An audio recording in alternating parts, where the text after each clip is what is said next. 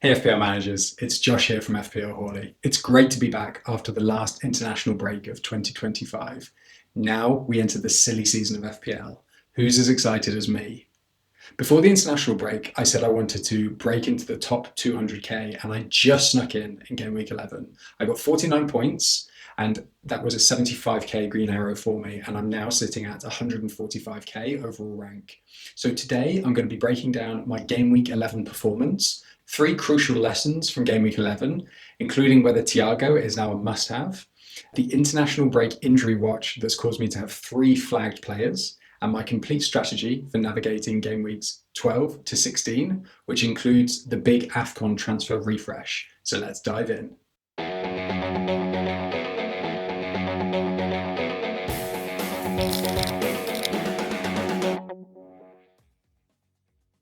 So game week 11 was a very low scoring affair. Just 49 points was enough to get me a 75k green arrow, and my overall rank is now sitting at 145k. I rolled my transfer again, so I now have 5 free transfers banked.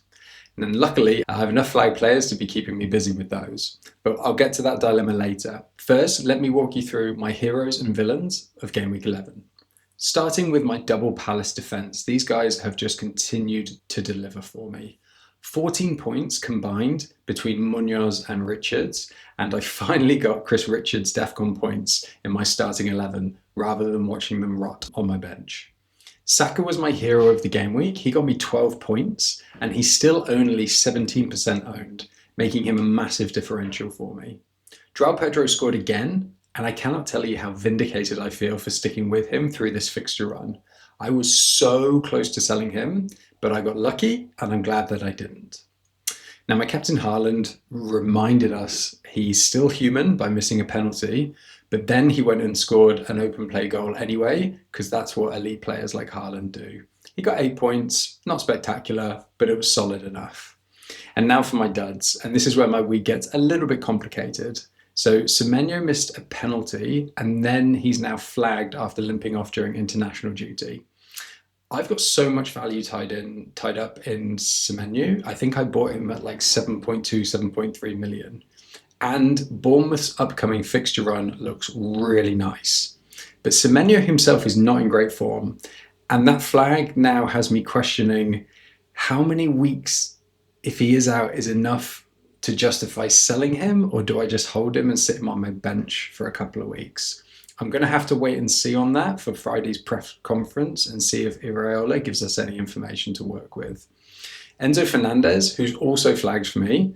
Now, a different type of flag. He was held back from international duty to help him get over this knee complaint. So you would hope that with the rest that Maresca's given him, he should be okay to play game week 12. But in game week 11, Enzo could have had a big haul against Wolves. Chelsea won that game 3 or 4-0, I think. And yeah, Enzo created a lot of chances. And as for Gakpo, he's been benched again. To see Gakpo get back-to-back benchings in both home to Real Madrid in the Champions League and then away at City in game week 11, that really does make me concerned. And for me, his days are numbered in my team. So I think that Gakpo to Szoboszlai, who's a 90-minute man and on set pieces, looks like the smart thing to do. What score did you get in game week 11? Drop them in the comments below.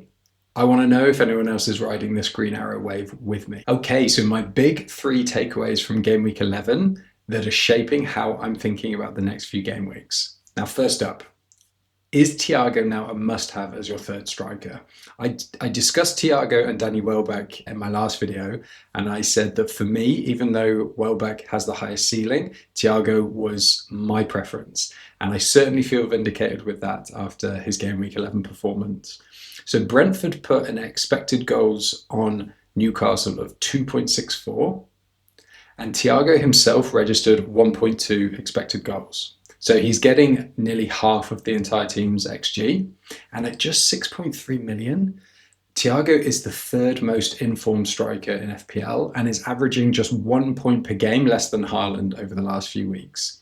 Now, when a budget striker who's more than half the cost of the best player in the game is competing with the best player in the game for output, you really need to pay attention. And for me, moving forward, the Haaland, Mateta, Thiago combination is looking like the ultimate attacking triple up right now. And I will certainly have that in my team from game week 13.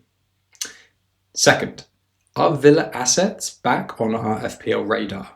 So you have Martinez as the most informed goalkeeper in the game.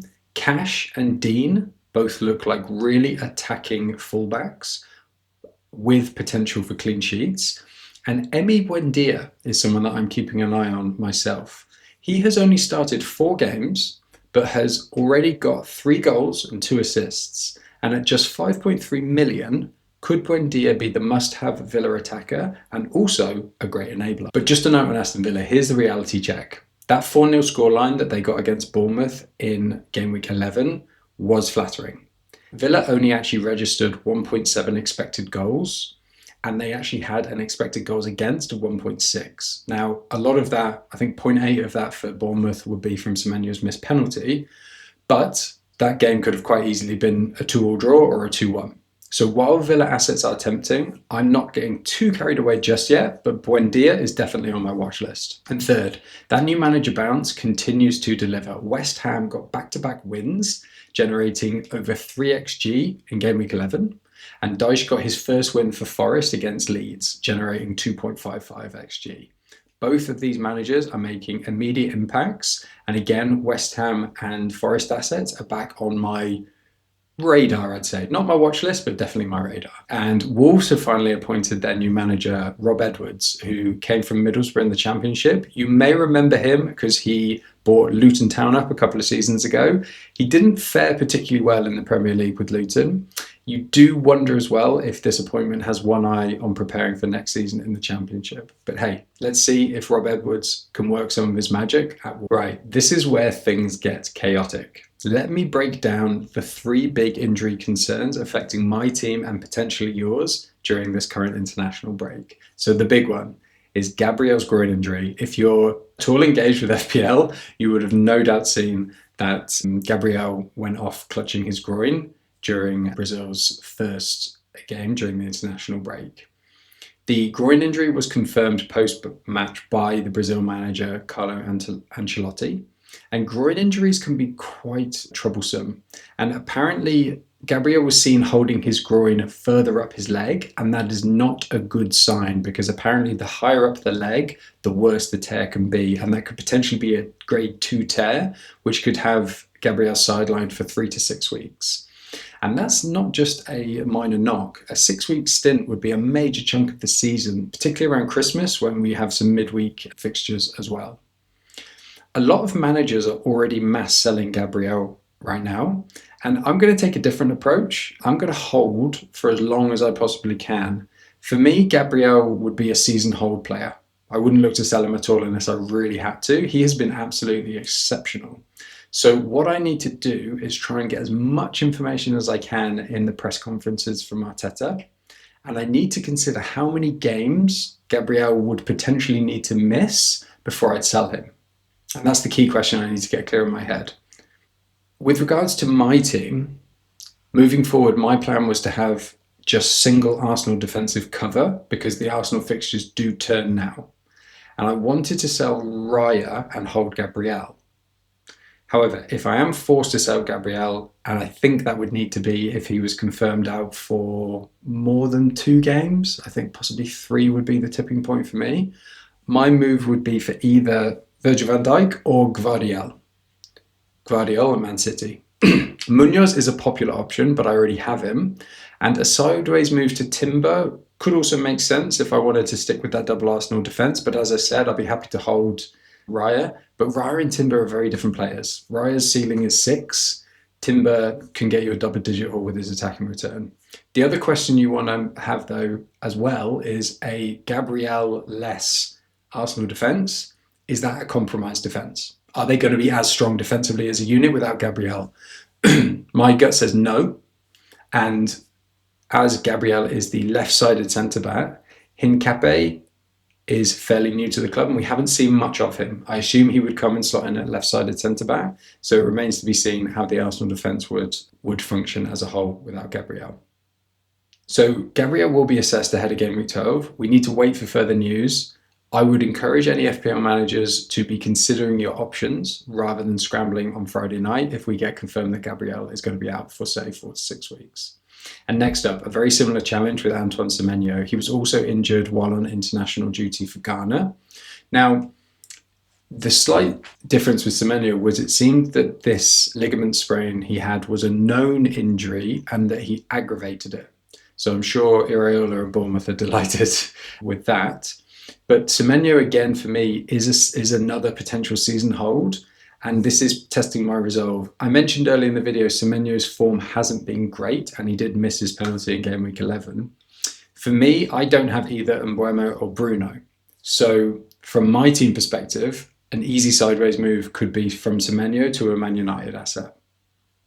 So again, I need to ask myself the question, how many weeks would Semenyo need to be out for before I pull the trigger? And finally, Calafiori left the Italy camp early. He's returned to London to be assessed by the Arsenal staff, and the Arsenal staff don't think it's going to be a big problem, so I would expect Calafiori to be available for game week 12. As always, my advice is to hold making your transfers until after the Friday press conferences at the earliest. Now we move into our next block of 4 fixtures after the last international break of 2025. And this is where FPL gets really interesting and we get into the silly season, as I like to call it. So, game weeks 12 and 13 have a full round of European fixtures sandwiched between them. That means rotation risks, tired legs, and tactical tweaks. Game week 14 is then our first midweek round of FPL matches. So watch out for that tight turnaround between game weeks 13 and 14 with a midweek deadline. These compressed fixture periods are brutal, and they're exactly why having transfers banked becomes really valuable. But here's the big one. The end of this block of fixtures is significant because in game week 16, we all get a full top-up of 5 free transfers due to players leaving for AFCON. So, a public service announcement for everyone watching, all managers will want to have used up all of their free transfers by the game week 16 deadline. And if you go into that deadline with transfers in the bank, you're essentially wasting them because you'll get 5 fresh free transfers anyway. Try saying that one quickly. Now, this is obviously very team dependent, but let me show you how I'm thinking about approaching these next 4 to 5. So as I said, this slide is very team dependent, and many managers may not have much choice in their strategy now that Gabriel, Semenyo and Enzo, amongst others, are flagged. So for me, I have 5 free transfers this week. And as discussed, I need to get down to 0 come game week 16.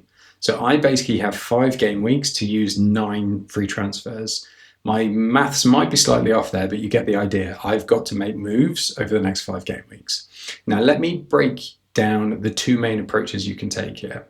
So for me, option 1 is more a play-as-you-go strategy. And this means that you tweak your team as needed over the next 4 to 5 game weeks, making 1 to 2 transfers at a time. Again, it's very team dependent and based on how many free transfers you currently have, but many managers' hands are probably now being forced down this path because of the Gabriel, Semenyo and Enzo flags. And obviously, if we find out that those are long-term injuries, a lot of managers will be making a lot of transfers on Friday. So the pros of this strategy is it allows you to be reactive to any immediate injuries, and you can jump on informed players with good fixture runs. You're nimble and you're adaptable. The cons, it won't always allow you to make a big strategic moves or change the overall structure of your team easily. You're just constantly firefighting rather than building something. Now, option 2, which would be my preference, is to try and hold and roll your transfers and then play a mini wildcard around game week 14, 15 or 16. Now, this was my plan before having those 3 flags this game week. And if I can get away with making just 1 to 2 transfers, then I'll try and get those 4 to 5 transfers by game week 15. Then I play that mini wildcard I mentioned in game week 15, 16 to reset my team. And then after that, I've got 5 free transfers and I can then move to the play-as-you-go model from 16 onwards as we move into the really chaotic Christmas period. And the pros of this, are the opposite of the cons. I can make big structural changes to the spine of my team. I can make a mass move of 4 to 5 players at once. You could even consider taking a hit or 2 and do a 6-7 player move if you really wanted to. You could completely restructure your team. That would be appropriate if you are looking to move to a Salah draft or a Haaland and Salah draft and get them both in as well. The cons of this is that your team may suffer in the short term from game weeks 12 to 14, and you may miss some informed players and good fixture runs. You're sacrificing the present for the future. And which strategy you take depends entirely on your team situation. If Gabriel and Semenyo are out medium to long term, they'll likely be forced down the play-as-you-go route. But if they're minor knocks, I'm holding out for that mini wildcard strategy in game week 15. Now, let me run you through my updated player watch list because there are some really interesting options emerging. In goal for me, Petrovic is my #1 keeper target if I wasn't potentially forced to keep David Raya of Arsenal. Although Bournemouth's 4-0 loss to Villa in game week 11 doesn't exactly fill me with confidence to go double Bournemouth defence right now, I still think it is a good punt because they've got a great run of fixtures coming up. So I would have Petrovic and Senesi. Now, with Gabriel potentially injured, Van Dijk, Gvardiol, Munoz and Timber, for me, are the 4 premium defensive options you should be considering. But I would say I wouldn't be jumping on Van Dijk like many are suggesting. It's not as much of an obvious move as I think some people are saying. Liverpool's defence has not been great this season, and Van Dijk's attacking returns are limited compared to previous seasons. He's not the same FPL asset he once was. And in midfield, for me, I really want Szoboszlai and a Manu asset. Right now, I'm leaning towards Bruno. I think Mbeumo has a higher ceiling in the short term, but he is off to AFCON. And again, Bruno is more of the player that will tick along, getting scores between 5 and 8. And Mbeumo can get you 11 and 12. But I don't know, just the idea of having to book in a transfer to sell Mbeumo, I think I'd rather just go for Bruno. Obviously, selling Semenyo would make this a lot easier. And again, I'll see how Friday's press conference brings. And then up front, again, I can't look beyond Thiago. For me, the Haaland, Mateta, Thiago combo is the ultimate attacking triple up. And that's where I want my team to be from game week 13 onwards. I have 5 free transfers this week. And as we've discussed, I need to get down to 0 by game week 16. So I have 5 game weeks to use 9 free transfers. I'll be taking the scalpel to my team fairly drastically. It just depends which strategy I take. If we get bad news on Gabriel and Semenyo, I'll likely bring my moves forward a few game weeks. My original plan was to do Gakpo to Szoboszlai this week. Then when Chelsea's fixtures turn in game week 13, do a double or even triple move to replace João Pedro and Enzo with Thiago and a United midfielder.